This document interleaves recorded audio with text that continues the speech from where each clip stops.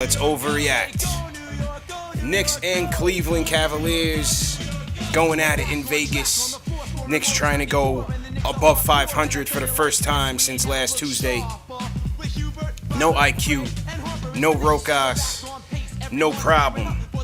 Because the Knicks dynamic duo of Quentin Grimes and Miles Deuce McBride went in for 51 points. Add another 21 for Obi.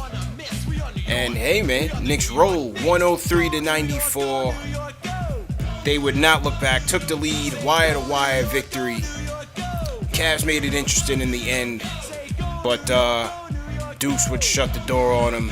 McGrimes, another outstanding effort tonight. And yeah, man, Knicks made quick work of the Cleveland Cavaliers once again, 103-94. No Mobley, no Okoro, unfortunately, but hey, you play who's in front of you, and you gotta do what you gotta do, JD. How you feeling, my dude? Am feeling great. I'm feeling awesome, man. Yeah. It was a game to. First of all, I don't think, there were people that were asking me or already paranoid that quickly sore groin, is he hurt? Yeah. I don't think he was hurt. I just think that's just Kate Cunningham is not playing tonight. Yeah. Kate Cunningham is not playing tonight, and they made up some injury. I just think the back-to-back. You saw quickly look fine there. Just an opportunity to give McBride the keys, and boy, what a beautiful bride she is, because he answered. 23 points. Let's start with McBride, man. 23 points, 5 dimes, 2 steals, 5 of 8 from downtown. Started the game off with 2 nice buckets from the mid-range. You had another transition play where Sims gets a block, gets it out to McBride. Could have shot the 3, but throws it up to Obi for the alley-oop. Just poised, man. Once again, his poise was on display after a bad shooting night last night. Comes right back, unfazed, and was just getting buckets, man. Mid-range, 3-point shot, you name it. Aggressive on the defensive end once again. How many blocks did he have? I saw one nice block that he had. He had 1 block. He had the 1 block, which led to the Grimes 3 in transition. That was late in the second half. He had the block. They got it out in transition to Obi. Obi swung it to Grimes for the corner 3. So that was a nice play by McBride. But overall, man, this kid's going to play this year, bro.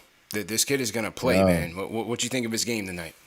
Man, and the fans are back. So yeah. Once one of these guards starts slipping, that crowd is gonna start chanting, "We want McBride. No, we want Deuce. We want Deuce." Facts, man. I'm telling you, bro. It's gonna get crazy this season. And hey, what did we say on last night's post game when he had a bad shooting night? That hey. It would be a learning experience. Yeah. He's learning to be a professional. You're learning how to be consistent. And the most thing that excited me about tonight is the fact that he had a great performance starting. Mm-hmm.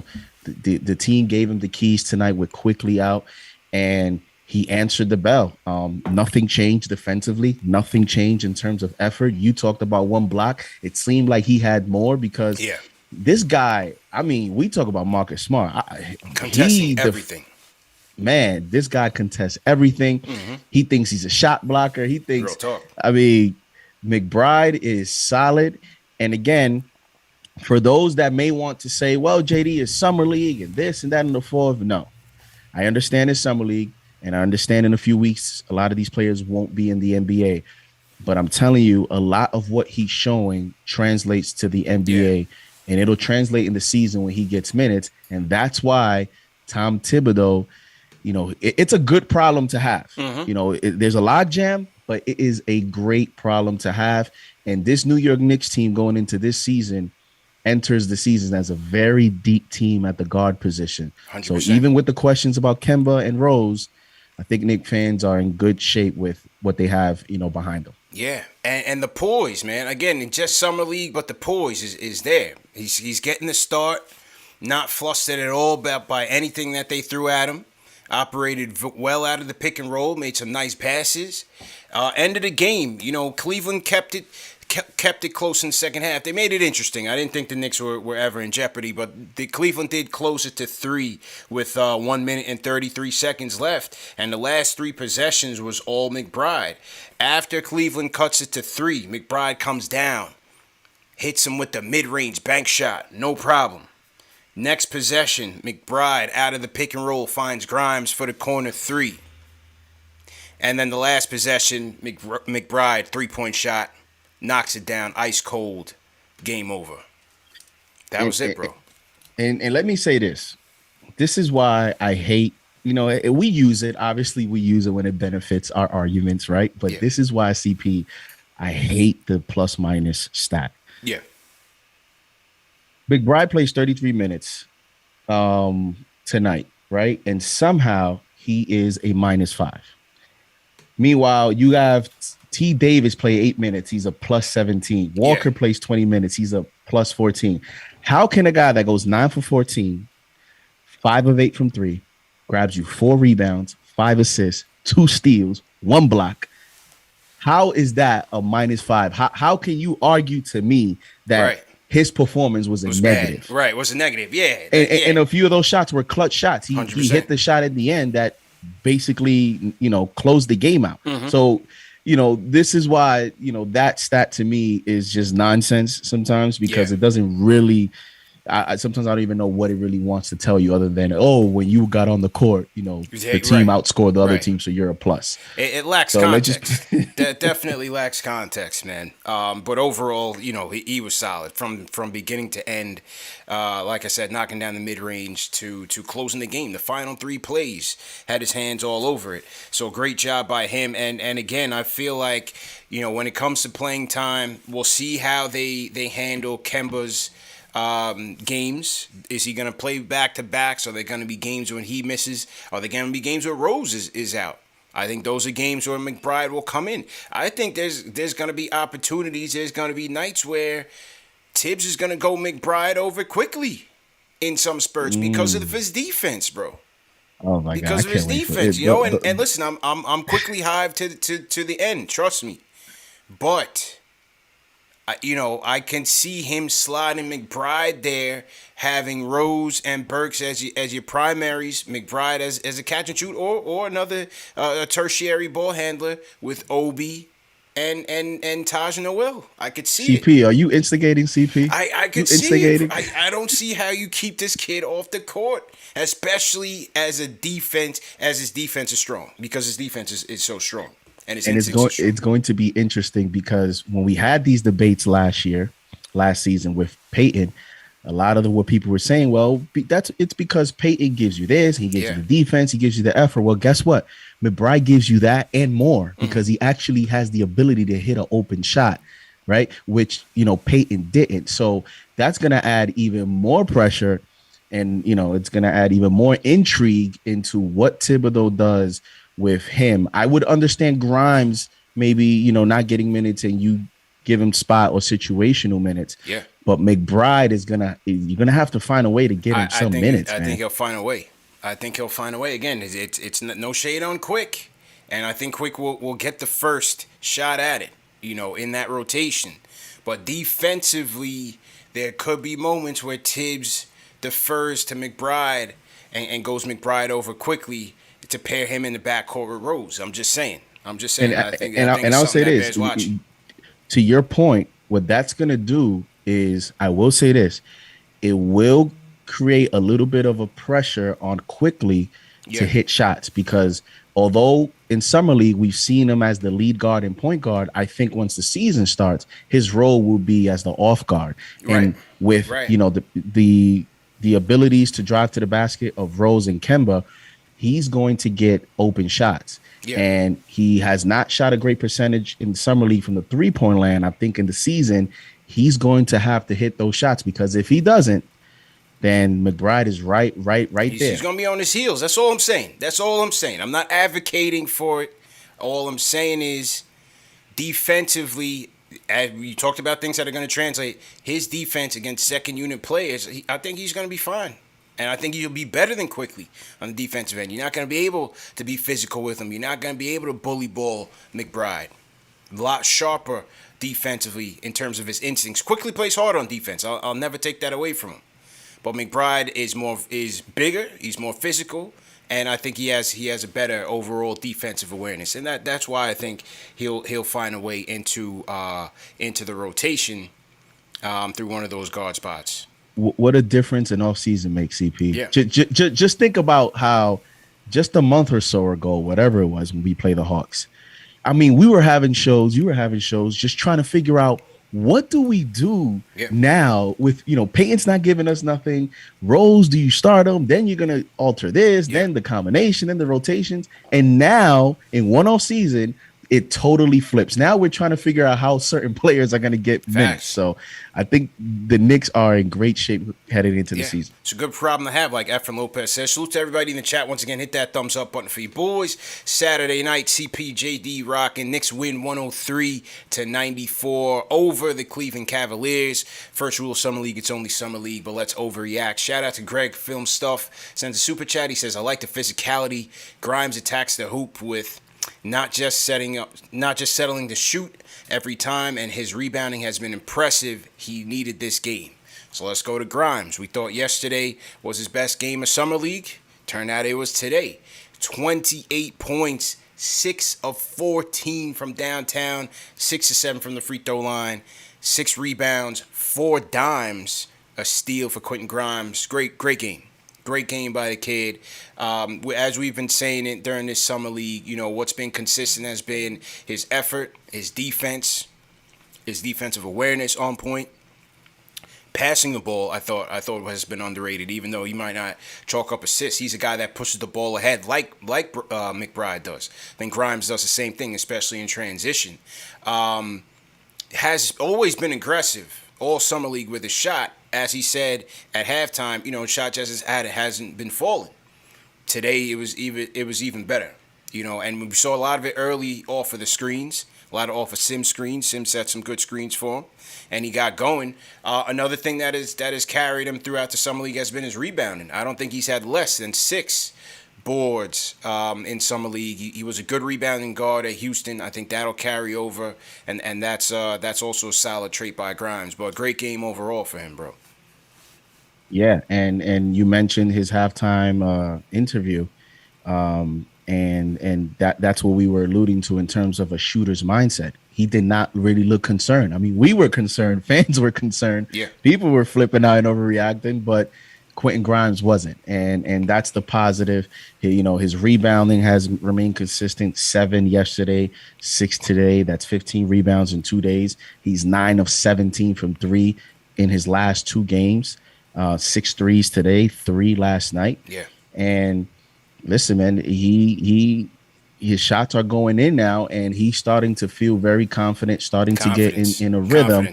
And I'd rather it be this way than the other way, because as summer league is ending, you have 1 game left. You want him to finish the summer on a very good note, so he can gain confidence and head into training camp with a positive attitude. Yeah. 100%. 7 free throw attempts, also encouraging, because I think that also says something about him just being more comfortable, attacking more, staying aggressive, and again, I thought Grimes was great.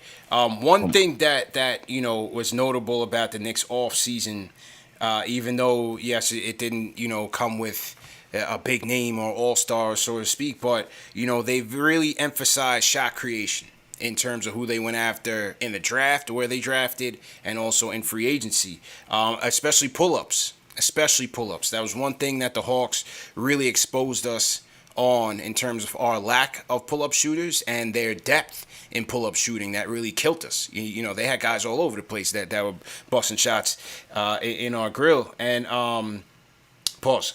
But they got Fournier, 53% effective field goal percentage in pull-up shooting on 5 attempts. Kemba, 47% on 8 attempts. Derrick Rose, 50% on 5 attempts. Alec Burks, 53.5% on 4 attempts. You had McBride, who was in the 50th percentile off the dribble shooting. Grimes in the 63rd in college off the dribble shooting. It's an area that RJ and his manager admitted that they're working on RJ with. RJ was shot 34.8% effective field goal percentage on 2.7 attempts. That's an area of RJ's game that he needs to work on. So, but overall, like I said, through free agency and the draft, you can see that this is an area of a point of emphasis for the Knicks. Yeah, and they're basically, it's a great strategy and counter to, the roster that they had this season, and that's why I thought, the Fournier, even if the Knicks take a small step back defensively from Bullock to Fournier, the difference is Bullock, it reminds me a lot, Steve Novak days where we had, great shooter, but once you pressure the basketball, you pressure, their look, they really can't do anything. They freeze. And when we play the Hawks, DeAndre Hunter could take a step pull up. Danilo Gallinari, all their forwards, their guards, everyone that you look, had the ability to take a step or drive to the basket. And it seems like the strategy this offseason is to increase the offense, increase the efficiency from shooting, but also, get guys that can dribble. And if, someone pressures them for the three, and we've seen Grimes do that a lot tonight, doesn't mean that Grimes is an elite shot creator, but you just have the ability to do it. And we didn't have that ability last season. Yeah, that's very true. Some other stats from McBride and Grimes. McBride, 92nd percentile in catch and shoots while guarded. Grimes, 83rd. So, guys that can shoot tough shots, man. Tough shot shooters. You know who's the most happy watching this summer league? Who's that? And as he learns who these new additions are, is Julius Randle. Yeah. I know Julius Randle 100%. right now feels a lot better about what he has, around him going into this season. So I can't wait to see how that looks. Yeah, true story. True story indeed, man. And speaking of Julius, Obi chipped in with 21, 8 of 20 shooting from on the night, 4 rebounds, 2 assists, 1 block shot by Obi, 2 of 4 from downtown. And like I said, from him, whether it's this game or any of the previous ones, just seeing him mix up the arsenal, operating a lot out of the post in this game as well. And, again, some of these opportunities may not be there in his second year, right? This is summer league, NBA talent way better. We understand that. Doesn't have the lower body strength to back down everybody and dominate in the post. But there will be opportunities, and you still want to see him taking advantage of it. You still want to see him attacking off the dribble, facing up, and because he can. He has the athleticism to do so, and you saw that tonight. And again, 2 of 4 from downtown. So I thought Obi looked pretty good in his minutes. Yeah, I thought so as well. I like the way he responded in the second half. His first half was a little slow. And I thought in the first half, part of it was because as Sims returned, it's what I'm saying in terms of the little dilemma offensively with him. When you have him at center, there's more spacing. Right. He can get to the basket faster and easier. When he has a big center that doesn't, stretch the floor, then the paint spacing collapses a little bit more. And now what he has to do is he has to become a better one-on-one player. He has to cut better, and he has to hit mid-range shots. And I thought he did that in the second half. He had a few post-ups that were strong, and he was hitting his three-point shot above the break threes. And that's what he's going to need to do, because when you look at this Knicks roster, you have Mitchell Robinson and you have Noel. So all that spacing he saw last night playing at center, it may not happen because I just think that Thibodeau is a coach that is about consistency. He's about structure. And just like last year with Peyton, I don't know that he's going to move out of that Noel Mitchell Robinson rotation at center. Yeah. So him at the 4, he's going to have to learn to just get more polished in his one-on-one skills. And the other thing I will say, though, about him, CP, is as you saw today, and this is my only slight concern, and it's not him. It's just, the way that his minutes may be managed. If you saw tonight and you've seen him in the summer, he seems to be a guy that needs a lot of minutes because, he can get off rhythm and then he could come back and boom and have a great half like he did tonight. Will he get that opportunity this season is the Sure, question. yeah, yeah, Because, the way he started the first half, if that happens, when that happened last year with Thibodeau, yeah. sometimes you didn't even It's a see him in the lost second night. half, Yeah, it's a if at lost all. night. So I hope that Thibodeau can, just give him a chance, even if he struggles, give him the opportunity to get into rhythm, because he seems to be a player that just needs minutes in order to Yeah. give you a productive night. Yeah, you see 31 minutes tonight. He's getting a third of that, in the regular season. So, as you said, it's going to be interesting to see, can he maximize the limited time? I think playing full time with either Rose or Kemba, whoever they have him running out there with, at times he'll be running with one or the other. I think that'll definitely bode well for him. Playing with a solid point guard option for a full year. Hopefully they're all healthy. I think that'll definitely help. I think that'll definitely help. I agree, 100%. I agree, Yeah, especially even in this summer, he's putting these offensive numbers, but you can't really say he's doing it with the point guard skill set that he's going to get once he gets to play with Rose or Kemba. So I think it'll facts. actually make it easier for him as well. True story. So to everybody in the chat, once again, hit that thumbs up button for you boys. We got over 1,200 people in here. Let's get those likes up. Hit that thumbs up button for you boys. Knicks win 103-94. If you guys want to call in with your takes, call us up. 657-383-1509 is the number. I want to shout out some of the super chats that have come in so far. Shout out to... And YouTube is hating on me right now. The chat is going crazy. That's why I can't keep up with the super chats. Hang on. All right, super chats are getting stunned. Shout out to Big Dog. He says, if you had to send one player to the G League, who would you send down, Deuce or Grimes? I mean, neither one, really. Neither one at this point, honestly. I don't think there's a need to send either one down at the moment. So, and the Knicks won't do that either. They're not a team that will do that. But we'll see. We'll see what happens as the season transpires. Shout out my guy Ayo Pow out on the West Coast. He says, salute Coach Dice Yashimoto. This is a great momentum builder for our youth. Jericho Sims, Y2J locked down the paint tonight. By the way, who's MJ Walker? Yeah, so let's get to Jericho next, man, because he was sorely missed yesterday. And it was the sole reason why they moved Obi to the 5, because Reed Travis was just terrible, god awful. No disrespect to the kid, but he was just terrible. But Sims came back and held it down, man. But controlled the paint as he usually does. 8 points. How many? 8 points, 9 boards, 2 dimes for Sims. Got to the free throw line, 4-6. Had a couple of and ones, a block.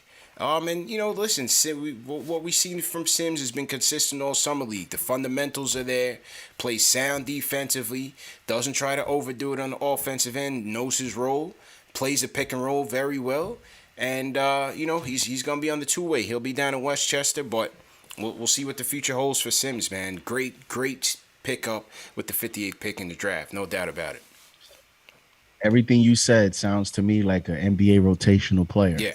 and that's what I think he is trending towards becoming here in about a year. We talked yesterday. You saw the difference yesterday. We got punished in the paint, with having Obi at the 5. And then tonight, even with stuff that he didn't produce in the box score, stuff that didn't jump out and doesn't go on a box score, just his strength down low, his ability to box out, and just rotation on defense, man. He's going to be, I think, a solid center. And he's in a great situation as well, because a player of his skill set in today's NBA, you could be drafted by an organization that doesn't really value that, and then you're out the league. Yeah. And with the Knicks, Tom Thibodeau will definitely give him an He's opportunity. a tips type player, and maybe that's why he dropped so far down, bro. Yeah, maybe that's why he dropped so far. You know what I mean? Yeah, and that's what I'm saying, because it's like, people just don't. The NBA has just changed, man. Yeah. And it's maybe what he produced, and also in today's evaluations in the draft, what players like Sims perform in practices and in combines, etc. Nothing that they do in these practices are going to jump out to GMs. Yeah. Because Sims is not shooting threes in these workouts. He's not doing any ball handling skills like some of these fours and fives are doing now in today's NBA. So that's probably why a player like him in today's NBA is going to drop. And hey, the Knicks, benefited from that because they have a coach that values, defense, values rebounding, values the small things. And I think he's in a great situation. For sure. For sure. And with more consistent point guard play, I think he'll be an even better rim runner. So we'll see what happens with Sims, but he'll be here on a two-way, and we know that Mitch's durability and Nerlens' durability as well could be in question. So you never know. You may see Sims playing some meaningful minutes next year in that rotation. But solid summer league by Sims.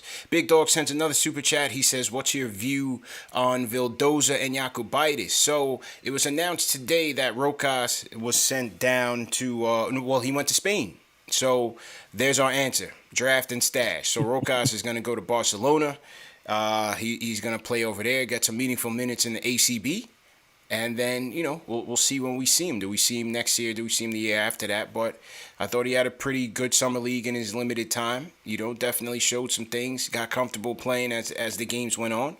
And again, he'll get some meaningful minutes in Barcelona and come back, and we'll see how he fits with this team in a couple of years.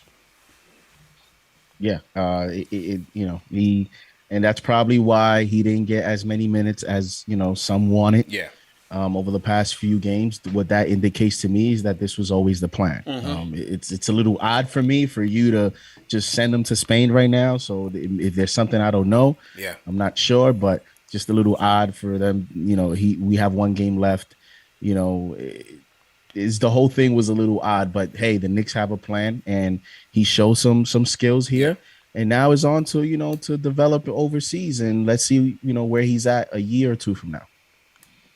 And then as far as and shout out Blood of the Panda, I saw your super chat. We're gonna definitely read it. So appreciate that. As far as Vildoza, it was reported earlier this week that he had suffered a ankle injury, a foot injury, so he was gonna be out for the entire summer league, and so we'll catch up with him in the preseason. How do they handle his roster spot is left to be seen. Do they cut him and then sign him back on a two-way contract? We'll see what happens. Remember that when they had signed him to a 4-year deal, only 1 year was guaranteed. The rest of it was partially guaranteed. So, I think they only paid about $2 million for his buyout fee from his team in Spain, in Barcelona, I believe he came from, right? Or was he in the Turkish league? Those was he was Barcelona. He was Barcelona. Yeah. So they paid $2 million for the buyout. I think overall he didn't look too great. He didn't look too great in summer league, man. He looked overmatched, looked overwhelmed in many cases. Came out with a couple of assists, but he didn't play well. He definitely didn't play well. So he could be on the outside looking in, man. Yeah, it's hard to even say anything because we didn't really see anything. Yeah, you know what anything. I mean? We didn't see much. Olympics, so. I mean, not really either. Yeah, right. He played with Baskonia. That's Baskonia. That's right. Yeah. That's it. And I don't know, man. This injury, has it been lingering for the Olympics? That's the thing. When you don't see a player, sometimes it's hard to give any player the benefit of a doubt because you don't know how that player plays under normal circumstances. And, here with the Knicks, he hasn't been under normal circumstances. So, let's see. He definitely has a battle ahead of him because everybody ahead of him is played well. And it looks like the Knicks like him, but he'll have to prove something in training camp. That's for sure. To me, that's his last shot. That's it. That's his last shot. So we'll see what happens. Shout out my guy Ag the Coroner in the chat right now. Don Cornelli, what's going on? Big time Knicks fan. Sports Vibe TV in the chat as well. Shout out Sports Vibe TV. He's been he's been Team Vildoza in America. You know what I'm saying? He's been the Vildoza translator the whole time. So shout out Sports Vibe TV and all the work he's putting in out there. Absolutely. Yeah. Putting in a lot of work. Yeah, man. Definitely salute to him. All right, let's get to the super chats before we get to the phones. I want to shout out Fat Boy with Kicks. Fat Boy, what's going on? He says, man, I hope dude who called last night saying we got Turner is correct. Miles Turner on this squad would make us scary. Eric Efron says, this is the best offseason you guys have had in 2 decades. I can't wait to see how this season plays out. I think he might be a Bulls fan. He sent me a message the other day. He might be a Bulls fan, but yeah, we got a lot of out of towners or fans of other teams that tune to Knicks Fan TV. JD's #1 show for the fans by the fans. Can't Making blame noise, them. man. They were making Making noise. noise. We were making noise, man. So salute to Eric. Definitely appreciate that. $10 super chat. Blood of the Panda says, like I said, CP, we are the Danny Granger Pacers, and that boy Obi's coming next. Also, shout out Grimes, a.k.a. Baby Burks, and Walker looking like a baby born ready. Hashtag Obi Ventures, hashtag free Obi, hashtag Baby Burks. Yo, I like Walker, man. I like Walker's game, man. This kid is playing like he's hungry. You know what I mean? He's a guy that he has an outside chance. Hopefully he gets picked up by Westchester. No, he's not going to make the rotation, but he's hungry, man. Plays defends the hell out of the ball. And today he did a good job scoring, man. 3 of 3 from downtown, 5 rebounds, 2 steals, a block, plus 14 on the night, 9 points for MJ Walker, man. Yeah, he was smooth. He was in rhythm, hitting 3 of 3 from the 3-point line. And he definitely has a clue, unlike that Travis dude. So, Walker definitely understands what's in front of him. That Travis dude, I don't think he's figured out yet that, this is your opportunity to make an impression, because godly, I was so happy Sims was back today. Man, I couldn't watch another game. Man. So, but I hope Walker gets picked up, man. He's definitely, maybe G League. And I think you might get to an NBA roster during the season at some point. Yeah, I think he'll make it. Fan 94 in the chat said Macri said Knicks don't have enough assets until December for. Yeah, I didn't think so either. They certainly don't have the salaries to match right now to make a Turner trade happen, and they're not eligible to trade any of the guys that they just signed until December 15th, until mid-December. Yeah, that's why I think, because with Knox and Mitch, that's like 7.6 mil, and Turner's at 18. He's at 18. So you need to come up with 10 more. So if you're going to do it via some of the players you re-sign, you have to wait. And I think regardless of what we could offer, I think from an Indiana Pacers standpoint, any decision that they make regarding Miles Turner will probably come at the deadline, because it looks like it's trending towards them wanting to give this kind of core with Brogdon and Turner and LeVert. Looks like they want to give him one shot this year to see how they do. And if they don't do well, they might go out in an all-out rebuild and become sellers at the deadline. So, and that's why the Knicks, people are like here clamoring for Turner. We can relax. Like, the Knicks are in a good spot. Drafting Sims, I think Mitch is going to be extra motivated because I'm not, he's not thinking, oh, Sims is going to take my job. That's not the point. The point is that the Knicks have Noel that they've invested in, and then they have Sims right there that they're developing. So, if you're Mitch, you're understanding that, you are in a contract year, but you're also are a part of a team that is not in bad shape behind you. So I think that will we will get a real good evaluation of Mitch this year because he's going to have all the motivation that he needs. True story. My guy Big Surge sends a super chat. He says, after watching McBride, it's official. Frank was absolute trash. Sorry, Frank Hive. The McBride Hive is hiring. Yo, man, let my man Frank live, man. He won a silver medal. He's in France. They got a nice, hero's welcome back home. Shout out to the French Prince, man. It's been real. Daniel Owen sends a $25 super chat. He says, Grimes doing what he got to do, playing D and hitting threes. Obi still got me scratching my head a lot, but looks better overall. Keep grinding, CP. Love what you do. Shout out Daniel Owens, man. Appreciate the love. We got David Lomonico sends a $5 super chat. David, appreciate you. Let me keep scrolling up because I know Big Surge sent another super chat as well. And he says, Leon is getting a lifetime contract. He is a shrewd negotiator as he is a talent evaluator. McBride, Grimes, Sims, Quickly, and Toppin is a damn good draft resume. In La Rosa Nostra, we trust. A special year is coming. So salute Big Surge, man. Surge, you got to call in, man. I appreciate the super chats. We got to hear from you, man. All right, let's go to the phones. Let's open it up. Let's go to Arkansas. Truth. Kicking us off. Truth, how you feeling, fam?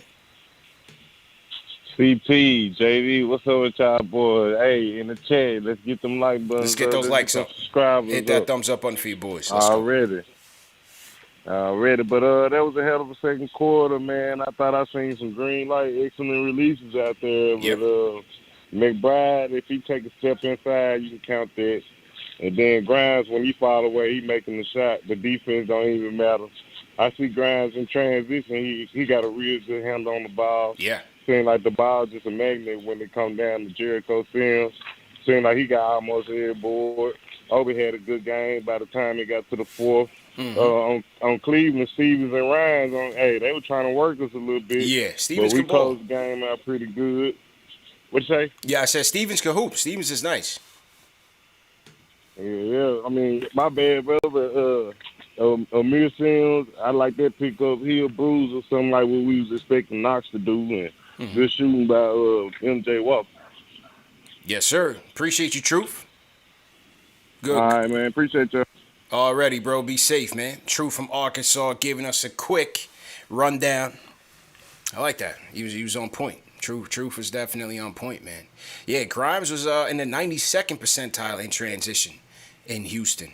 And again, man, I would like to see us just get out and run a little bit more, bro, because now we got the horses. We continue to add guys that can push the pace and get out in transition. We have RJ, we have Obi. I think Mitchell will do better that way. You have McBride, who's always pushing it ahead, and you have Grimes as well. I like that, bro. Add another dynamic to our offense. When we go to the bench next season, it's going to be interesting. What rotation they use, what lineup they use to be able to accomplish that and get out and run. Because, do you put Obi at the 5 and just go shooters and just run and gun? Or, do you go Obi at the 4 and just play with Noel? And, because usually to get the best out of it, you need all 5 players running. Yeah. And so we'll see what happens. That's why those rotational shows are gonna be fun. Definitely gonna break those down as we wrap up summer league and go into the dog days before training camp. But clock is ticking, man. Before you know it, we'll have preseason start up early October, and then we'll kick it off into the season. So definitely looking forward to that. How many people we got in the chat right now? We have over 1,600 in the chat. Let's get those likes up. Let's get to 1,000 likes right now. Hit that thumbs up button for your boys. It goes a long way in promoting the show. Trust and believe. KnicksFanTV, #1 show for the fans by the fans. As usual, people, tonight's show is presented by Manscaped, the #1 men's grooming tool below the waist. Fellas, go out and get the Lawnmower 4.0. It is the Ferrari of ball trimmers. Your balls will thank you later. Trust and believe. Go to manscaped.com. Enter promo code Knicks for 20% off plus free shipping on your order. And once again, with the Lawnmower 4.0, what it's good for, #1, it's got the ceramic skin-safe technology. Very important so that, you don't get those nicks down there, those bad nicks. It comes with a spotlight, with an LED spotlight. It used to be a regular light, now it's a spotlight, so you can't miss a spot. You could use it as a flashlight if the lights go out. Whatever you into. You want to do it in the dark, whatever you into, man. Great battery life. You can do it wirelessly, charge it wirelessly, or plug-in charger as well. So it's got a great battery life. Waterproof as well.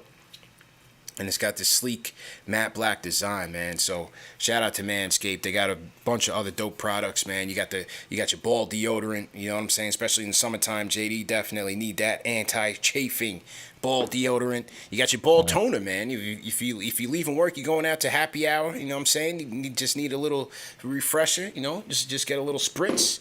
And you got your weed whacker here, man. Good for hair and nose trimming as well, man. So Manscaped keeps you guys going. Once again, go to manscaped.com, enter promo code Knicks for 20% off plus free shipping. All right, just got to pay the bills a little bit. All right, next call up.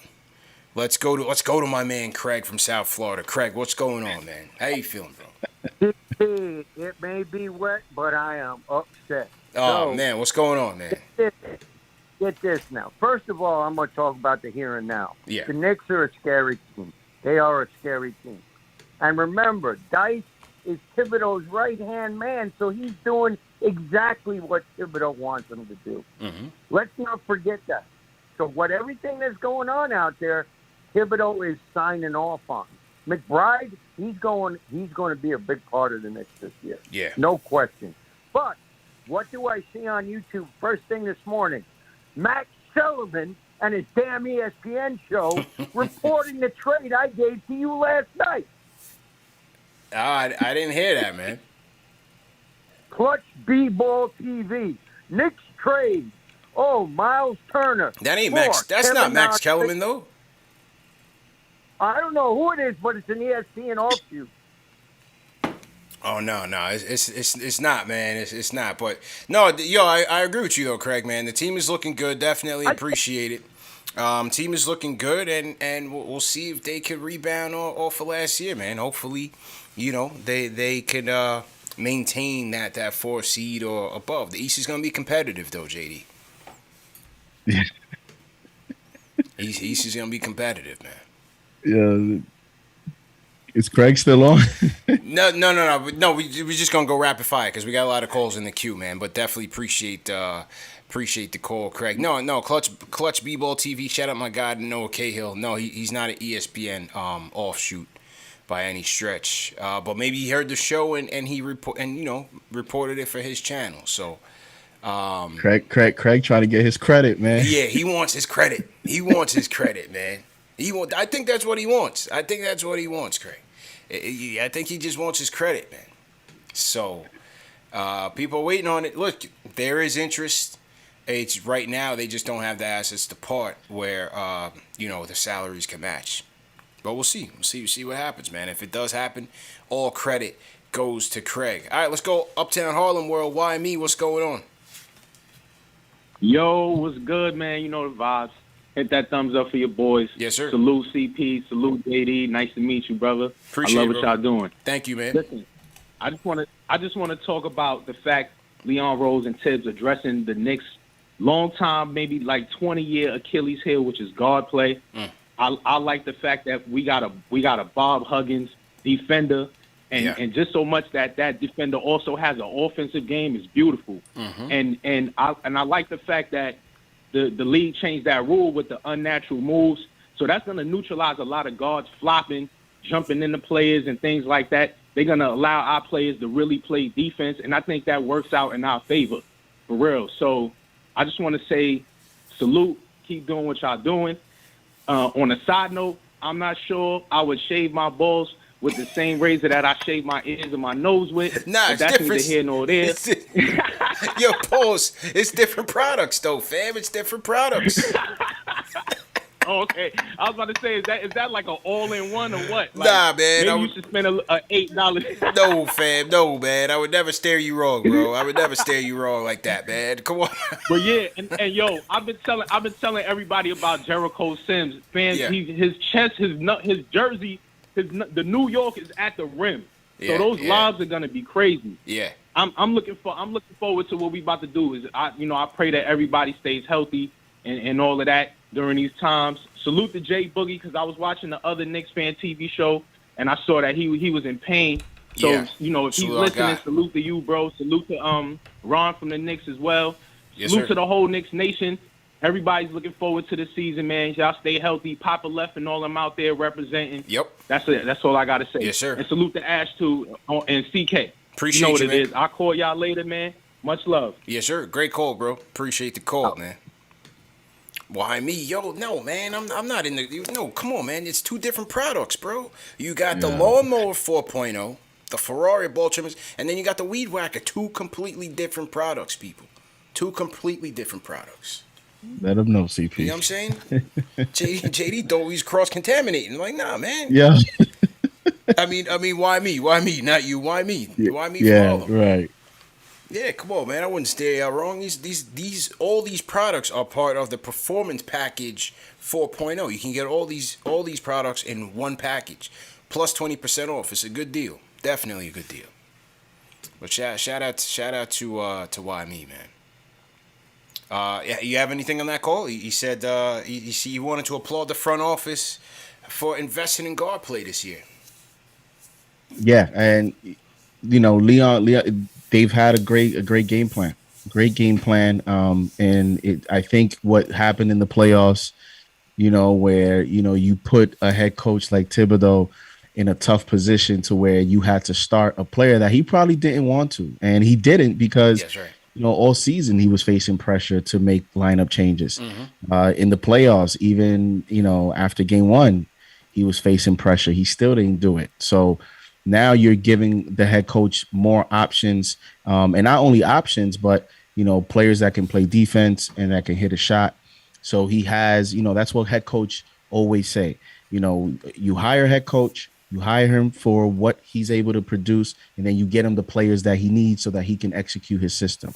And it looks like Thibodeau this season has an improved roster, and I think that's why the Knicks have a lot more expectation and pressure to, duplicate that and be a playoff team again. Yeah, I agree with you, bro. Definitely agree there. So to everybody in the chat, once again, hit that thumbs up button for you boys. If you guys are new in the chat, leave us a hashtag new. We'll shout you guys out. And you know what? Let me throw a little poll in the chat here. I want to see who the fans, which rookie are the fans most, enthusiastic about going into the season. Is it Grimes, McBride? Let's see, man. Let's see. But yeah, if you guys are new in the chat, leave us a hashtag new. Let's go back to the phones. Book from Queens. Book, how you feeling, bro? I am fantastic. First of all, shout out to the show. First and foremost, yes, you're sir. doing a great job as usual.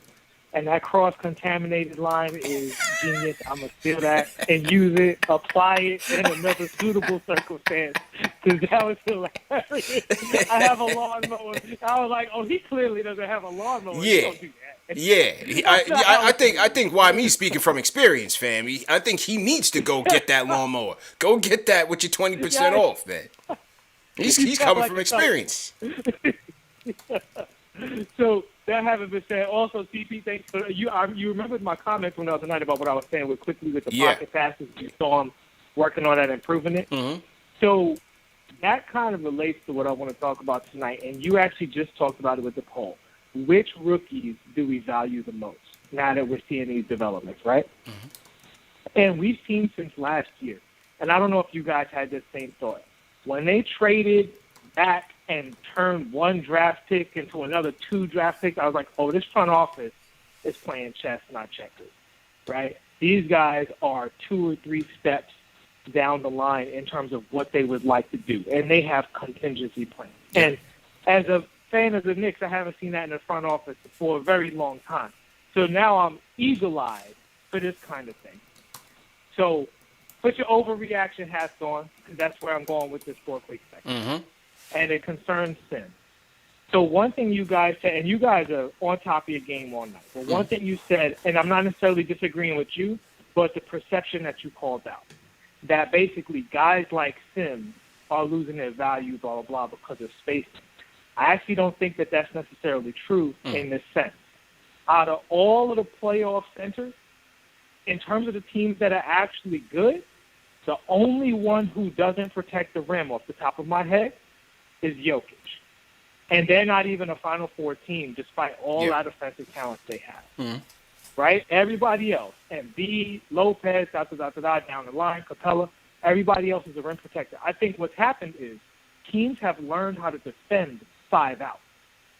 And so you need that center to really boost your pick-and-roll defense, because if you can't guard the pick-and-roll, the spread pick-and-roll has become number 1. So it's really 4 shooters and the center in the middle. And the exception is when you have like a Westbrook or a Giannis. Yeah. You prefer that center to be able to do both, right? He needs the rim protection and the shooting. But he doesn't need to shoot on all these other teams, right? Like Clint Capella can't shoot his way out of a paper bag. And, a lot of these other guys, they don't necessarily want shooting who think they can shoot. Mm-hmm. So I say all that to say, I think Sims makes Mitch expendable. And it's because Mitch is good. And I love Mitch. Mitch for a while was the only good thing we've done in like 5 years, right? Yeah. Like, he was the bright light. And like, I think Macri said on his show, he seems like a great kid. Fun kid, plays with effort. We hear little rumblings about some like incompatibilities maybe with the culture. But I think if Sims, and when I say Sims, I don't mean like Noel's going to take Mitch's job and then Sims is going to play 25 minutes a game. No.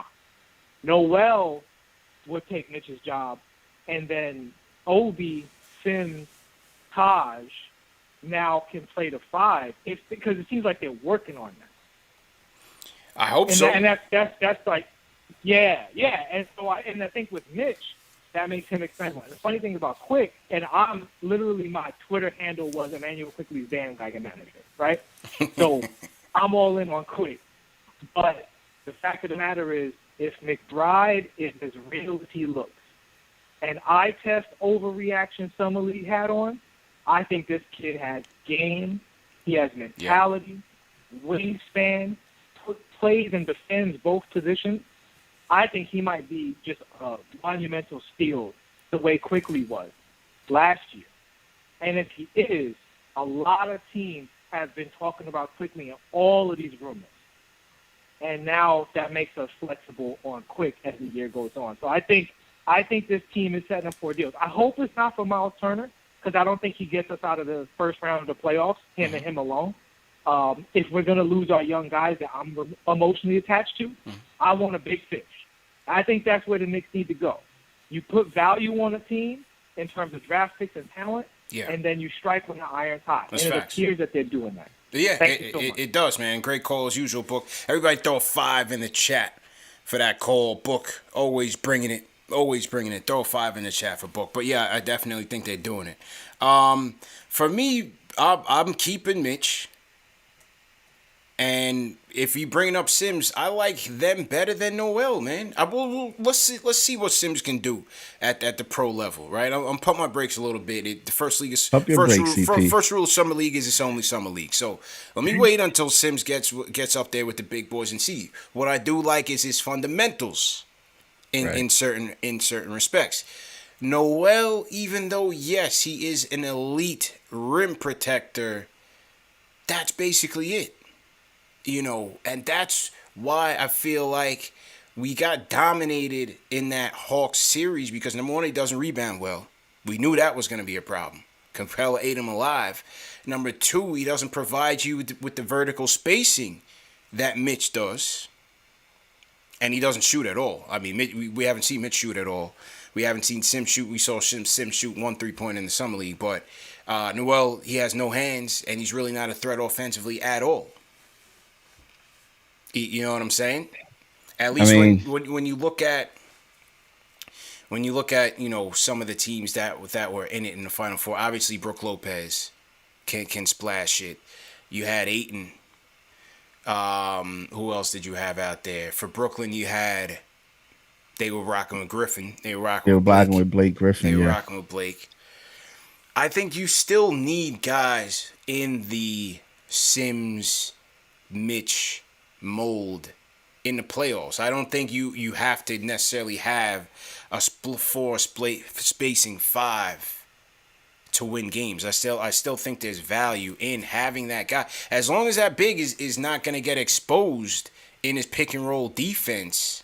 I still think you need that guy, because I think that's part of the reason why the Suns got worked by the Bucks in those closing games, because the Bucks' size and their rebound, and they dominated them in that respect. What's your take?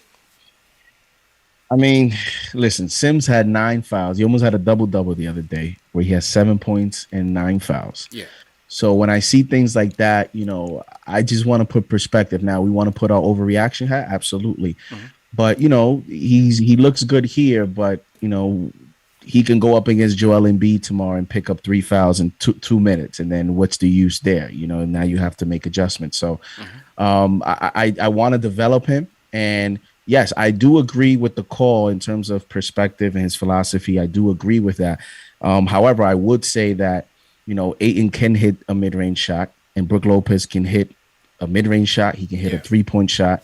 So even the centers that were in the finals, they still had the ability to score around the basket or in the perimeter, even as they both are shot blockers. Mm-hmm. So there's still value there. I mean, a few years ago when the Lakers made the finals, JaVale McGee couldn't get on the floor, and he was a starter, because then it became a liability once he couldn't do anything around the basket. And we see that a lot with these centers. I mean, you just mentioned Noel as an example of why, you don't, but Sims does have, it looks to be a skill set that he can have develop a post game.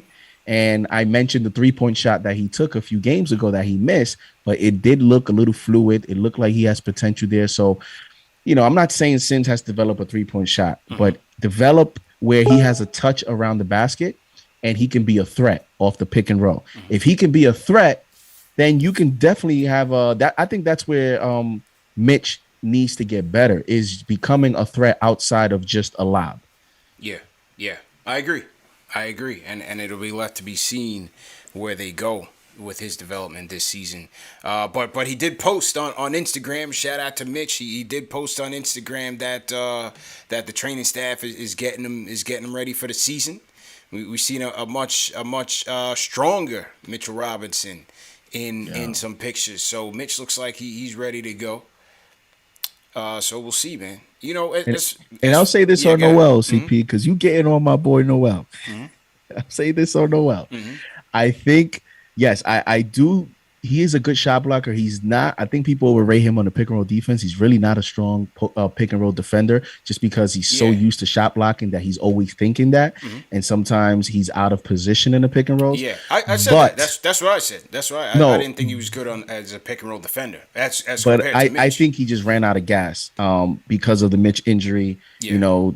Tibbs overextended his minutes. He needed to, and then to me, he's a backup. He's a backup player, and in the NBA, sometimes when you play a certain role and you're asked to do more than what your role is, you get exposed for certain things that you're not able to produce for more minutes. And I think that's what happened to him. If they can keep him for the role that they are planning to, 18 minutes, I think you can get good 18 minutes. Anything over that, absolutely, he could become you can actually become a liability from a strength. I agree. Now, but I still think that book brings in an interesting point. Not to say that, he did say that Sims makes Mitch expendable, but I still have to question whether they will invest a significant amount of cap in their front court. I mean, yes, the deal that they gave Noel is a little bit less. It's about roughly $9 million per year. But how much are they gonna give Mitch? How much are they? Mitch is gonna command double digit. If he goes through a full 82 or a good chunk, say 80%, he's gonna command, say what, 15, 16. I would say between 12 to 15. How much did Jared Allen get? Jared Allen got 5 for 100, right? That's 25. Or did he get? He got 20. Jared Allen got 20. I believe it was 5 for, or was it 125? Yeah, if it's 5 years, that's 20 a year. Yeah. You figure Mitch will get less. A little bit less. I think Mitch could be in that 15. I think 15 might be the sweet spot. I think he could go in that 15. So, and he'll probably want 20, knowing that you ask for more in negotiations, knowing that you have a ballpark behind closed doors. So right. 15 may be that sweet spot, and it's tough. And then the other question is, like you mentioned, if not even 82 CP, what if he has a great start? Right? He has a great start. He's healthy. The Knicks are winning. What do you do? Because if you're the organization, you don't want to give him that money, then do you want to risk losing him for nothing? And that's the other question that's to the it other too. Question. That's the other question. Like you just got, because to me, if I'm a Knicks fan, I would be disappointed. We got a steal in the second round, and now what do we get out of it? You didn't get anything in return. Yeah, like it doesn't make sense to me. So it's going to be very interesting. Right? At least the Sims drafting and what he's shown could give you some sense of insurance policy in the event that you have to make a deal, or you could trade Mitch for a wing player, because I do think this team could use a wing defender. But I think everything will be on everything's going to be on what the organization, how they want to invest the cap. And it seems to me the way that they've, given some of these contracts 2-year deals, they have their eye on some prize in a year or two. Yeah. I'm curious. I'm curious. They could very well still, re-up Mitch and let Noel walk or put Noel in a package. But I'm just very interested to see where they go with that, and whether or not they view Sims as a way to kind of reset that rookie scale, like the Hawks are trying to do with Cam Reddish, because they have the depth there at the position, and they feel like, Sims could come in, be a rim runner, be a rim protector, in that Mitch mold. It's just very interesting to see where they go there. And if Mitch and Noel don't stay healthy, like I said, Sims will get an opportunity. If they trade Mitch, we better get something out of it. That's all I have to say. Well, 100%, man. So to everybody in the chat, once again, hit that thumbs up button for you boys. Yeah, it's a very interesting question by Book. Throw your cities in the chat, man. Where are you guys checking in from? Throw your cities, throw your flag if you're not from New York, throw your or from the U.S. Throw your flags in the chat right now, and we'll shout a couple of you guys out. Couple more calls. I heard Papa Left is on the line, so we got to get to him. Where's he at? And I saw, you know what, Papa Left, hang on, because we got to go long distance. We got to go to the land of the rising sun right now. My guy Ruel is checking in from Japan. Ruel, what's going on, man? Hey, what's going on? I hope y'all enjoying y'all evening. What's going on, man? Good, enjoying man. Y'all summer league, staying safe. Yeah, or I should say good morning to you, man. Konnichiwa, bro. Yeah, it's about noon here, so okay, no doubt. Just getting myself ready for the day. All right. Sunday, but hey, I just want to talk about this Mariana Trench that we got going on for depth. Yeah. I think a lot of fans right now are just kind of like overthinking some things. Mm-hmm. The whole hey, we might have to move Mitch thing to me just seems kind of overblown. Those aren't decisions that need to be made this offseason or even at the trade deadline. But what if he walks? What if he walks? He's going to test the open market. Hey, that's he was the second round pick, right? That wasn't something that we expected to get out of him as a whole, right? I'd rather, if we have lottery picks that walk, that's more of a bigger deal, right?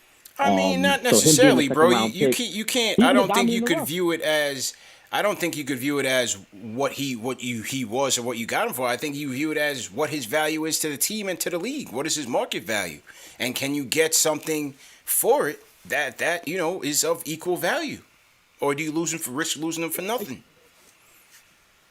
Well, yeah, no, absolutely, but it's not an absolute nothing. It's more of a cap space nothing, like that. Like he's still worth cap space in that regard. If he goes out there and finds out his value is higher, then obviously there's teams that might be on the phone who's not, like, teams are not going to call asking for Mitchell Robinson if there's a possibility he could just walk. That's a fact. Right? So that's why the whole extension conversation needs to be, we don't know where that is. He's been through so many different agents, since the start of the league, but since he's been in the league, so it's just kind of like, we don't know, right? We as a fans, and we've seen this front office have kept things tight-lipped this entire time, and they've done an absolutely wonderful job behind the scenes without, the media interfering and people putting pressure on, hey, you should go get this player, you should go get that player because we heard y'all trying to get this player, but right now, looking at this team as constructed, they don't need to do nothing right now,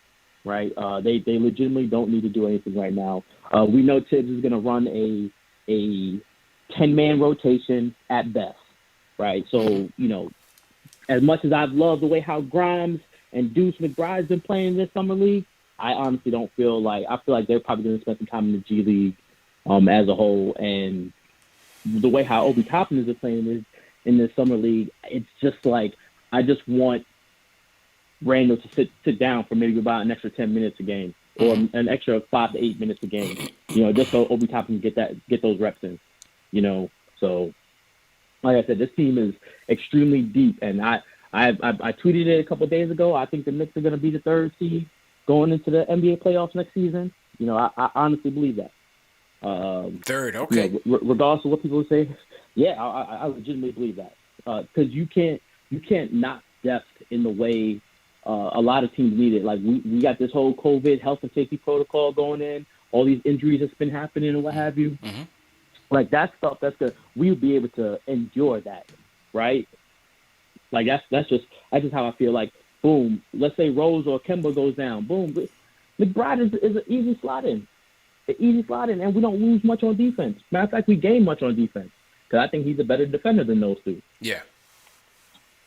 Right, and that's why I try to tell people, like, look, this team is deep and it's deep for a reason. and we're not overpaying anybody, it's easy for us to move pieces for future stuff. But for right now, I think the front office is chilling for right now. They've done their job, and they're gonna just watch and see how this team performs going forward to see if they need to move assets or anything. But for right now, this team is gonna be an absolute monster. We kept the same course.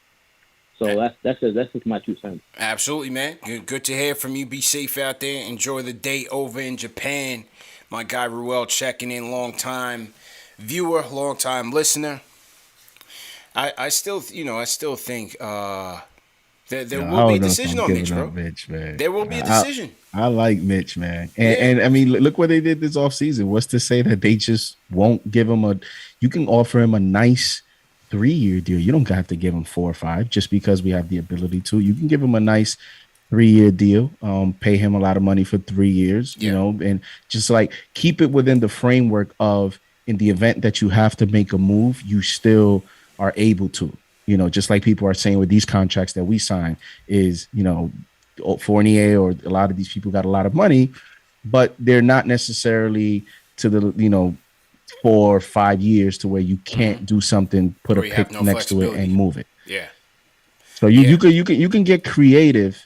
Noel could be moved, but I think with Noel, if you're going to move Noel, you may have to attach an asset. Yeah, probably. For someone to take him because, you know, like I mentioned, that's the reason why I thought he would resign here, because I don't think that other teams were going to value him the way Thibodeau and this system. He's a system player to me. They took care of him. So they took care of him. So what makes me think that they may not take care of Mitch? Well, I think my question is, does Mitch's team intend to take this thing to the market? Because what is he on, his 6th agent now? He fired Rich Paul. He thought Rich Paul was going to have him straight. Fired him. Now he's on the next guy. I don't think he's hiring all these people to just give them a team-friendly deal and take anything that they throw at him. It's a risky bet for Mitch, too. Yeah, and the other thing is, I don't know. I mean, it's a different position player, but it's still business. So what happened with Noel before, right? I'm sure maybe Noel has had behind-the-scenes conversations about that experience. And then we saw Dennis Schroeder. Does Dennis Schroeder's situation now change the way, you know, some players look at, you know, if the Knicks, let's say tomorrow, the Knicks say, hey, Mitch, here's a 3-year offer. Does Mitch say, yo, I'm not trying to be the next Schroeder. You know, I understand I can get hurt. Let me take the financial security. Let me take this deal, because that's the other side to it, too. You know, he decides to take it to the market. What if he gets hurt in the second half? He has a bad year, a bad ending to his year, because that's what happened with Schroeder. Schroeder had a decent season to start. It's just the way he finished. He got hurt. He wasn't able to do anything in the playoffs.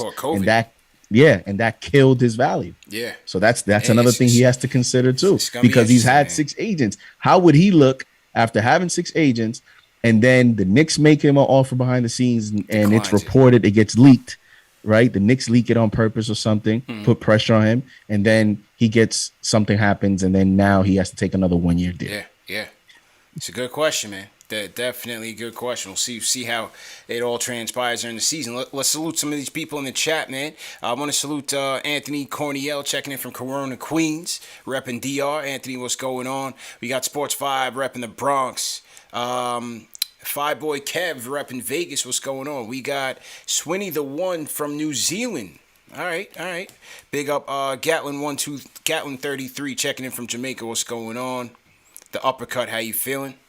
Who else we got in here? We got Kevin Brown repping the Poconos via Brooklyn, USA. Let's go. Who you want to shout out in the chat, bro? M. Rivera, 4396, Strong Island. Let's go. Shutani 1, Singapore. Okay, all right, worldwide. Let's go. And I'm always gonna shout out Paul Roberts from Harlem. Anybody that's from Harlem, I'm gonna shout them out. Harlem, USA. What's going on? Yeah, man. Let's definitely shout out anybody from Haiti, man. If you have people out there in Haiti, there was a big earthquake out there again today.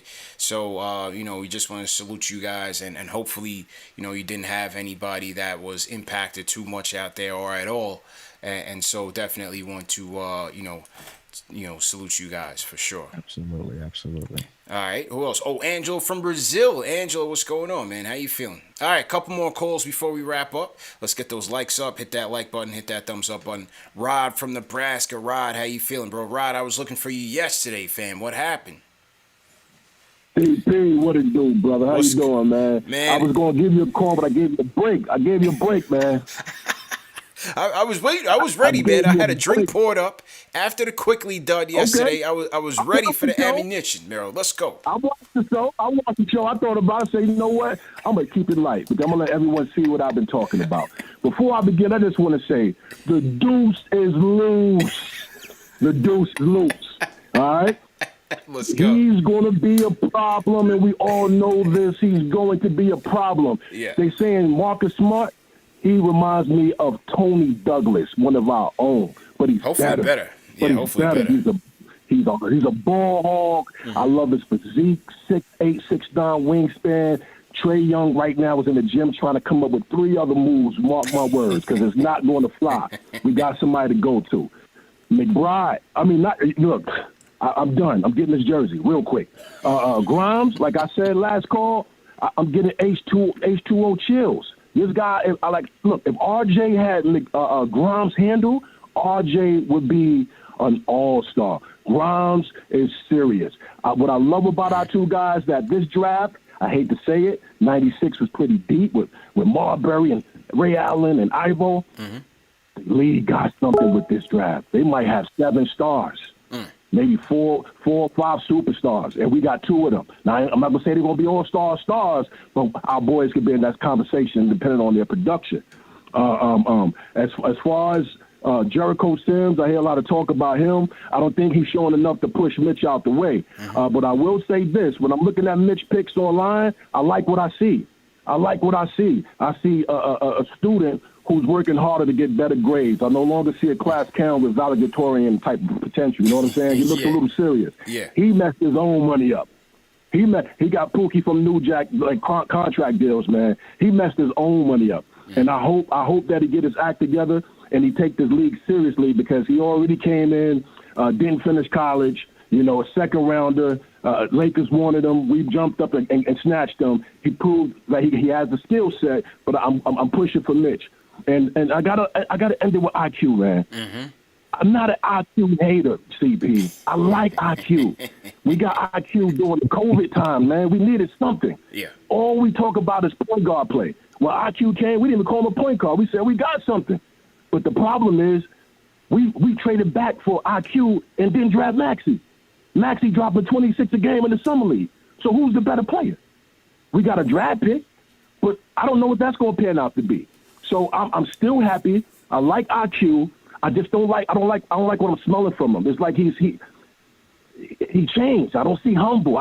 McBride said in the interview, they said, what you get from IQ? He said, yeah, give him a lot of information. I could take criticism. How you criticizing that young boy? How you criticizing him? Just tell him. He went through the fire. Take to the sushi bar. Take to the sushi bar. Don't criticize that boy because you're on your ankles. Go ahead, CP. I'm quiet. Rob, man, appreciate the call, man. Definitely appreciate and value your calls. Look, quickly went through the fire, JD. He was on a team that went to the playoffs, 4th seed. The kid was picked 25th in the draft and was being put in Rookie of the Year conversations. Finished 2nd team all rookie, Rob. We can't just, throw all that out. So he established himself quite the resume as a rookie. Yeah, he could impart some wisdom on Grimes and McBride. I don't see what's wrong with that. The coaching staff even told you that they were putting more leadership responsibility on OB and IQ. So he's taking that on. He's taking it on, bro. And you see him in summer league. he's talking more. He's trying to lead. So it looks like the organization is giving him more responsibility in year 2, and you kind of want to do that because now he's going to play with another veteran in Kemba Walker. So yeah. I think those skills are even going to improve more. And you also want to give him that opportunity too. He's right. just a rookie. He was a rookie. And he didn't necessarily, it wasn't until Derrick Rose got here that, certain players around him started to even play better and more comfortable. Let's see how comfortable he looks in year 2 with Kemba and Rose now everybody in, specific roles, and let's see how he plays, because I think a lot of people are putting a lot of emphasis on, his summer league play, but I think we're forgetting that the role that he's playing right now is not Right. going to be, It's at gonna least be a I'm lot guessing, less. it's not going to be what he's going to, play in the season. I need him to shoot. And I that's it. need him to shoot. Light up the threes. That is his job, bro. That is his job. That's what his job is going to be on this team for the most part. Get in and let off the cannon, bro. That's what we need. Get buckets. That's what we're going to need. Yo, Kemba, please stay healthy, because I need to see how this team looks with. I mean, you talk about 48 minutes of Kemba and Rose. Oof. Yeah. Now again, and look, Rod's still not wrong. Even in his minutes, again, IQ only shot 40% from two. When he has no go-to moves to the basket outside of the floater. When the floater's not happening, you oftentimes see him, chucking, throwing up prayers. You want to see, something a little bit more disciplined there. We'll see how he works on that. That's all part of player development. I got to go back. I don't remember the order of the draft, but I did feel like during the draft last year that they could have had. I think that Maxey could have been the pick. I don't remember how the order went or when they decided to trade back to get IQ. But I think I remember sitting back. You mean like where Maxey went? No, like I'm trying to go back and remember what order things happened. Like, did Maxey get picked first and then they traded back? Because I want to say that that's what happened. Or did they already trade back and then Maxey got picked by Philadelphia? Because I think they would have taken Maxey, bro, if he was on the board. I had heard that Maxey was like, Maxey was the player they wanted. Yeah. And I heard it from, someone, within that was involved in some stuff, that, Maxey was a player that they definitely wanted. Sure. And I think, I can't recall either, but I think it happened that Maxey was picked 21st. They had that deal in the bank, and then did they trade? I don't remember the order. I don't remember the order, but all I know is there's no chance if Maxey's sitting on that board that they don't take him, or that they take quickly over him. I don't see that happen. No, I definitely don't see that happen. Maxey was touted to be a lottery pick last year. Yeah, So, and then some people thought that we could have gotten IQ at 32nd, 31st, where we were picked. We picked 31st. And I don't think that's necessarily true, because Pritchard went right after Quickly. And then there was reports that, had Quickly been available, the Celtics would have been interested in Quickly. And then after Quickly went, you saw some point guards go with Tyrell Terry, Macaulay Flynn, Kevin Pritchard. So there was a run of point guards right after the Knicks picked Quickly. There was a run of point guards that went after. So there was no guarantee that out of all those point guards picked, one of these organizations would have not picked Quickly. So I think the Knicks just got who they wanted after Tyrese Maxey. Yeah. Again, I got to go back, man. I don't want to hold up time on the show and go back, but I'm pretty sure that David in the chat says they made the trade after Maxey got picked by the Sixers. I got to go back and check. I don't remember. But all I know is that if Maxey's on the board and Quickly's on the board, they're taking Maxey first. I don't think that's that would even have been a question. Especially when they got Calipari Calipari is their guy. Yeah, so that's their guy. I think they would have taken Maxey. So, well, good debate, good talk. Appreciate you, Rod, as usual. All right, let's get to him. Papa Left in the building. Papa Left, are you still in Vegas, bro? Are you still holding it down? How you feeling right now, man? I'm holding it down. I got past. Guys, I don't know if you know this, but I left my wallet on the plane. What? On the way here, so I've been Google Paying my way and yelling my way through the whole week. But yeah, I got past TSA, and I am in the airport right here in Vegas, listening to KnicksFanTV. No doubt. So wait, so how'd you have no license, I assume, right? Or you got your license on you? Yeah. Yeah, so I had to cancel all my hotel reservations. I got the Airbnb right in the backyard of the Thomas and Mack Center, and it was strictly a basketball trip.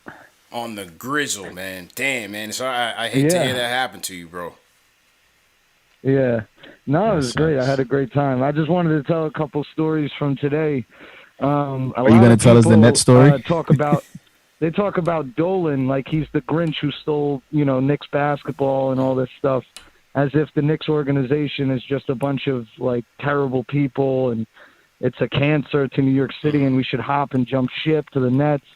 Roger Hines today, he's been sitting pretty much a row in front of me. Roger Hines, if anybody's listening, is a longtime New York Knicks trainer. Mm-hmm. And he spotted me against the Pacers. He gave me a T-shirt. And then tonight there was two young Knicks fans screaming for Obi, Obi, Obi, Emmanuel, Emmanuel. Roger Hines got up from his seat, went down to security, pointed at the two kids. They had basketball cards. This was after the game, right? IQ. This was after the game, right? Yeah. I saw that on the TV, on the TV feed. Oh, you saw? Okay, so this happened. He got a signature during the game from Emmanuel Quickly because he was out because Quickly was on the bench. And I guess Obi I wasn't there for the end, but I guess Obi also signed the card. But shout out to Roger Hines. You know what I mean? Mm-hmm. Roger Hines has been here since, a lot of us first became fans. I know for myself, I'm 30 years old. And, always remember Roger Hines. But getting a chance to see him, he's a humble dude. And I posted it on Twitter, and somebody said something about him giving out gear at a DMV in Maryland or something. Like, this guy is a low-key legend. And just wanted to give Roger Hines his flowers from the Knicks faithful. 100%. During the game, I have two stories. During the game, it was Nick. There's no Nick lead is ever safe, obviously. Even in Summer League, we were winning by 19, and then slowly but surely, we were having tough possessions, giving up threes. And then Obi got fouled big time underneath the basket by Matt Ryan. Not the Falcons' Matt Ryan, the Cavs' Matt Ryan. And I yelled out, I'm real close to the court, so I yelled out, Matt Ryan, 28-3 is over. You can't get it back. Relax. So he kind of looked up and was confused, and then he hit a three in Obi's face, and on the way down the court, he slaps Obi on the ass. And, and then Obi got a layup, and then it was a 6-point game. And Obi didn't really, they were kind of going back and forth. So then it was like a dead ball. The ball was being inbounded, and I got up and I screamed out. I said, "Hey, Matt Ryan, you hella sus for slapping Obi like that. You hella sus." And Obi immediately starts laughing. And Matt Ryan looks up at me, and he's like, "Don't worry about me. Don't worry about me. Worry about your team." And then the whole Knicks contingency was like, "Yeah," let's because go. we got to him. So that was great. It was interesting to see the players. I saw Isaiah Jackson. I told him good run. I did see Sharif Cooper right after the Hawks game, and I walked right by him because he's the ops now. Like I can't. The Sharif Cooper hive was never began, and I can't show him any love yet because he's a Hawk. So I just let him walk right by me. But Isaiah Jackson's, he's not even a threat to my glory. So I said shout out to Isaiah Jackson. But at the end of the night, as I went to, get my stuff, go to the Uber, I saw a guy comes out and he says, "You're the guy from cross court from last night. I saw the video of you on the defensive possession arcade." And I was like, yeah, that's me. And he's like, "Oh, wow, man, respect. Hey, you're going back to New York?" And I said, "Yeah." And he said, "Oh," I was like, "What's your name?" He's like, "Grimes, Matt Grimes." And I'm like, "Oh, you're Quentin's brother." And he said, "Yeah." So this is actually, Matt Grimes is actually Quentin's manager. Okay. And he's welcomed into Knicks Nation. And I told him, I said, there's going to be crazy people out here that, that are going to chirp about your bro. But real Knicks fans, which pretty much is all Knicks fans, we just want defense and hustle. If you tell Quentin, as long as he's playing defense and he's hustling, the shot will come. And I told him, just look at what happened tonight. You know, he was lighting it up, and I told him that the Grimes Hive has officially been activated. And he said, what's that? I said, you'll find out. The Grimes Hive has been officially been activated tonight. No doubt. And KnicksFanTV pushing forward. You know, the first game we got the Sims Hive. The second game we got the IQ Retribution Hive. Yeah. The third game we got the Deuce Hive. Yeah. The fourth game we got the Obi Retribution Hive. Let's go. And the fifth game we were introduced to the Grimes Hive. So every game, one player seemed to shine from the rest, and all collectively together. I mean, call after call as I've been listening, I've been getting more excited. You know, I can't sit there and argue down a third seed. You know, I'm expecting a six, but I can't argue that. You know, if things go the right way, the guy who called, I think from Japan. By the way, you guys are second to KnicksFanTV in the international wave, but shout out to you guys getting the international call from Japan.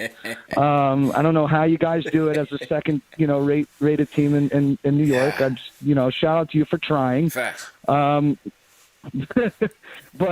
yeah, he said if you know we have the depth to withstand an injury, to withstand a COVID absence, whereas these teams are very top heavy. You know, even if Randall were to go down, and God forbid he went down, you know, Obi can slide in. And, you know, there's so much depth at this team that we're starting to talk about, you know, August GMing, and that's a good thing. You know, and the continuity. I just want to say that, you know, people do treat Dolan and put him as the cast over the Knicks fans like he's the Grinch that stole like the New York City basketball, and that's just simply not true anymore. You know, this is a totally different culture. You know, not all these coaches are there, by the way. I saw Spoelstra there today. That's a good sign because he's one of the only other coaches that I saw courtside. So I personally think Spoelstra is the best coach in the game. But I think that Thibodeau has been there every game. And for the caller who said IQ might be smelling his own stuff, I mean, that might be true, but Thibodeau's right there at the end of the game telling him everything he did wrong. So I think that there's such a commitment to growth, a commitment to and I want to say to the crowd, to the fans, I just wanted to represent you guys. You know, I didn't grow up going to Knicks games. I grew up watching games on MSG. You know, I couldn't afford to go to these games, and it was worth every penny to go to the game one against the Hawks. It almost felt like pilgrimage to Mecca to go to that game, even though we lost. I enjoyed going to game 3 and game 4, even though we lost, and I enjoyed going to Vegas. But especially in Vegas, I just wanted to represent y'all. Like, I wanted y'all to understand that I'm you, you are me. We meet through all different states, countries. Any basketball arena where the Knicks are, we're going to come out and rep. And I think I'm going to end the phone call by saying we definitely impact the game. Yeah, and 100%. I think that game 1, CP, you were there. I think our players just weren't used to it, and they played tight, and they played nervous. There was a lot of their first playoff games, RJ especially, guys just played nervous, and we almost were too loud, you know, for them. But I think that over time, that culture is gonna be a big time, like, you know, film for people who want to come play here. And not that we're begging anybody to come play here. I think we're developing a culture, and I think that's the right way to do it. You don't want to be thirsty. And I think that I think my message to the fans is keep doing what you're doing, keep your head down. There are certain things that I say repeatedly. There's certain things that are undeniable. You can say whatever you want about the Knicks and our history in terms of wins and losses, but there's no fan base like this fan base. And, you know, the fact that I could hop from this podcast when it's done, and I could go to a Danny B, and I could go to Raw Hebrew, I can go to Knicks Film School, I can go on Twitter, and nobody boxes anybody out. Everybody welcomes each other in and supports each other. You know, I got Knicks content for a whole flight from Vegas to New York to New Jersey, and the bus ride back to my apartment. So shout out to Knicks Nation out there. Shout out to KnicksFanTV. And we'll see y'all on Monday night against the Hawks. Papa left. Yo, real quick, bro, drop your Twitter handle, your IG handle. Make sure that so we make sure people know where to find you on Twitter and IG, bro. Yeah, man. Basically, Twitter is Live Like Lefty, LIVELIKE, Lefty, LEFTY. And on Instagram, it's Papa Left, POPPALEFT. But you know what I mean? I share things from time to time, and they take off. I'm not clout chasing. I just happen to be hitting nerves. So, you know what I mean? I just You like hit to some have nerves fun, today and with the I Nets. love my fellow Nice. Knicks fans. And I'll say this also. Every person that I've sparred with in that arena, whether it be a Piston fan, a Laker fan, that was pretty much that was it. Pistons, Lakers, you know, NBA fans, they all respect it. You know, they respect the Knicks fans, and I respect them back. And I think it's all love at the end of the day. But that's it. That's all I want. I just want it to be known. We're the most passionate fan base. That's and you a can fact. bring up any adjacent point to that has nothing to do with it. You know, and we'll accept whatever you want to bring back at us, but we're just simply the most passionate fan base. And it was shout out to Sam Mitchell and Jared Greenberg. Yeah. And that'll for them speaking the truth, because it's about damn time. 100%, All right, y'all. bro. Have a good night. Yo, get home safe, Papa Left, man. We'll catch up when you Definitely. get back. Everybody throw a 5 in the chat for Papa Left. The Vegas report is wrapped up. Papa Left went out there and did his damn thing, held us down from beginning to end. You know, listen, man, whether it was a Laker fan or the Pistons fan, Papa Left was mowing them down. Yeah, man, that call was so good, man. I want to go get his wallet. Yo, man. man, real talk, real talk. I want to help out. Let's talk. get Papa Left his wallet back, man. I mean, listen, I wanted to tell him while he was on that, shout out to him, man. The job that he did in this trip doesn't go unnoticed. It didn't go unnoticed. You're talking about the NBA Summer League, NBA.com.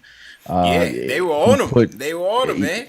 ESPN, all the networks. He put even a bigger eye on Knicks Nation. He put more eyes on KnicksFanTV, repping KnicksFanTV out there. TV shirt on so sure. that put more eyes on KnicksFanTV. So everything that he did with passion and kind of representing, as he said, all of us here. Man, it was an outstanding job, man, and it's all about grit. It's all about the New York personality. He definitely exhibited that out there. So shout out to you, Papa Left, and keep doing what you do. 100%, man. Couldn't have said it better myself. There's 5s going across the chat right now for Papa Left, and from here, look, man, we got to close it. I got to run anyway, but we got to close it with my man Jay Boogie from North Carolina. Jay Boogie, how you doing, bro?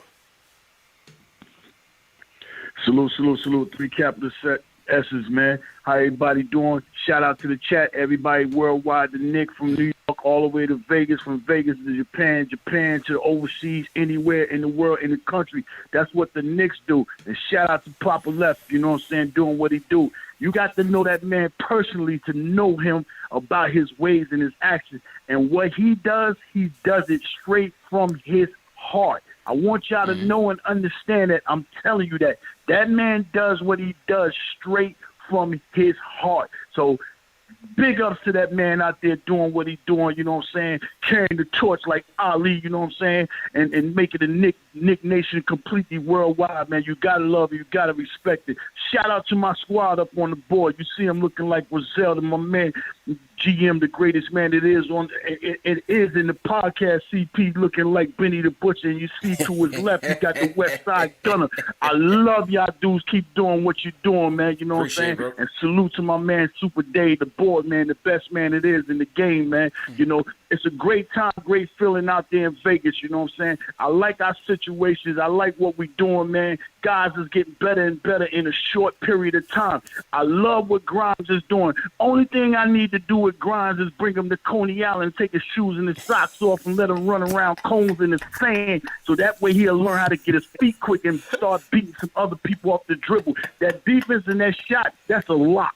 point blank. Yeah. I love what Quickly is doing. We put him in a situation to show that you can't be a leader. You know what I'm saying? He been in roles where he ain't never had to play the leader role. So this was an upbeat for him. And I love what Obi is doing out there in that league right now. He got the stop and pop. He's showing you that, yo, I can't be a part of it. We got problems and issues, but it's a good problem issue that we got going on. I told y'all, here come the competition. We that deep. So if you want to make this league and you want to be a part of this Knick team, you need to go inside our camp and start taking somebody's spot and taking their position. This is a profession. Yeah, it was cool and dandy. Everybody can pick up their games and everything, give them leadership roles and tell them what they're doing this and doing that right and what's wrong.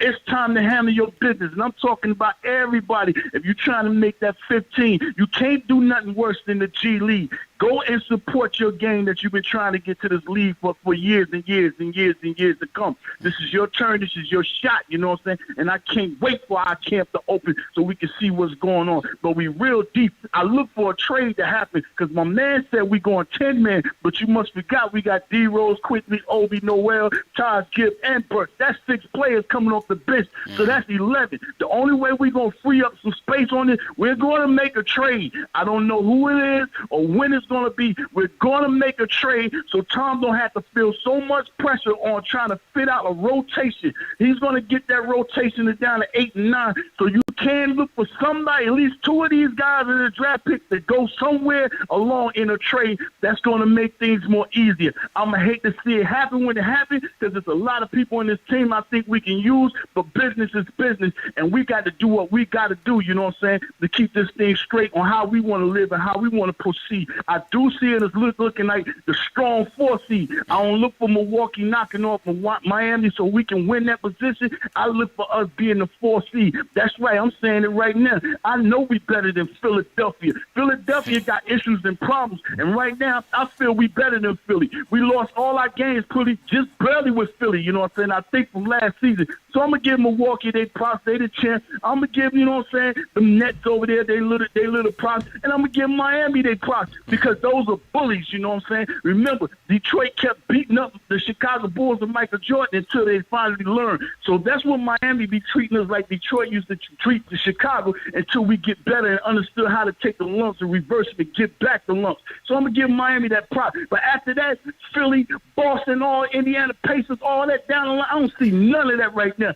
So I look for us to be in that 4 seed handling our business, man. And I want everybody to continue on staying healthy and safe because you know that things are circulated back around. More kids are being infected right now nowadays, more than adults were. So please continue on staying healthy and safe, man. Protect yourself. Love your home, you know what I'm saying? And watch what you're doing. It's okay to continue on washing your hands. It's okay to keep using sanitizer. It's okay to keep wearing that mask even though you got that vaccine. I'm back right now, you know what I'm saying? Y'all don't even know where I'm at. But I'm getting ready to drop real soon. I'm back in the studio and I'm working. I had my issues with my sister and I'm still dealing with that accordingly. But I'm all the way back right now. So let y'all know I'm in the studio putting this fire down. But shout out to everybody in the chat following the KnicksFanTV. I love and appreciate y'all. Respect, man.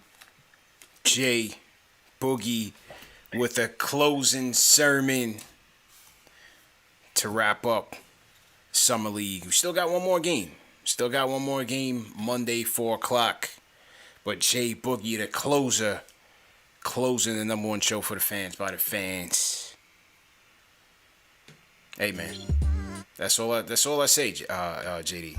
You know. Papa Left and Jay Boogie. Don't get no better than that. Don't get no better than that, man. You know. I don't respond to a Jay Boogie call, man. I just let it marinate. I just let it marinate, bro. That's just how we do it, man. And for those of you in the chat who had never experienced a Jay Boogie sermon, this is what you can look forward to after each game, as long as he can make it, of the season. That's what we do here, man. Win, lose, or draw, we get the real from Jay Boogie, man. Jay Boogie, always appreciate it. JD, great show, bro. Monday, 4 o'clock, Knicks versus Hawks to wrap up the summer league. I think it's 7. Is it 7 o'clock? Maybe it's 4 o'clock Pacific. Yeah, maybe it's 4 o'clock Pacific. So, Knicks versus Hawks, 7 o'clock. Let's get some revenge Maybe we'll see Sharif. Maybe we'll see a little Jalen Johnson. You know, if we do, you can be sure that Jay from Florida will be calling in, so that'll be interesting. You know what I'm saying? It is what it is. But for tonight, 103.94, Deuce is loose, as Rod from Nebraska said, and Grimes went off, man. Great job by them. Good to see them just getting out there, getting comfortable, getting their swag together. It's going to be interesting, man. It's going to be interesting to see how these guys mesh with what's already here. And, yeah, man, let's do it. Let the people know where they can find you, bro. JD Sports Talk on YouTube and on Twitter, JD Sports Talk NY. And shout out to Chip Murphy, man. Your boy Sharif Cooper is balling out. I mean, Chip Murphy might call if Sharif Cooper plays well on Monday. Yeah. So, yeah, let's last game of the season, and let's see who finishes strong. Let's do it, man. And for everybody who tuned in, once again, great show. Remember, this show is presented by Manscaped. Go to manscaped.com, enter promo code Knicks for 20% off plus free shipping. No cross-contamination. You can get your Lawnmower 4.0 and the Weed Whacker, 2 separate products, but definitely popping. And you can get these 2 and the ball deodorant and the ball toner in a package. It's the Performance Package 4.0, which is by Manscaped as well. And like I said, you can get 20% off of that, and you're good to go, man. So you get all those in the Performance Package. Also comes with a pair box of briefs. We gave away a Performance Package for the draft, our draft show as well. And so it's a great deal. Remember, these shows are available in audio podcast format. Spotify, Apple Podcasts, Google Podcasts, all the major ones. So if you miss it in video, you can catch it in audio the next day. Shout out to the replay gang. If you guys are watching this in replay, shout out to the replay gang. We run the replays throughout the night. And yeah, man, great job. Someone did confirm that on the Quickly thing, that once Maxey got picked at 21, Knicks had the 23rd pick, and then they traded back to 25. That's why I thought that he was their pick in terms of their draft board. I'm sure Quickly was on there, but I think Maxey was the number 1 target at that point in time. And once he was gone, they went with Quickly. They went with their other guy. Same thing as this year. Maybe that's the clue that we got. You know, last year they did that. They had a guy. They didn't want to pick somebody that they didn't want. They made a move. This year, Trey Murphy, Trey Mann, they didn't get their guy. Come back. They went to Plan B. They went to Plan B. And I think that just speaks to the confidence that they have in this scouting department. I think that's Walt Perrin's influence as well in the way he drafts and just having his targets, having those value targets when you picking late in the draft. And he had done that for several years with the Utah Jazz, and I'm hoping that influence is part of that decision-making process in our war room. So let's see how it plays out in the court. The court will be the ultimate deciding factor. So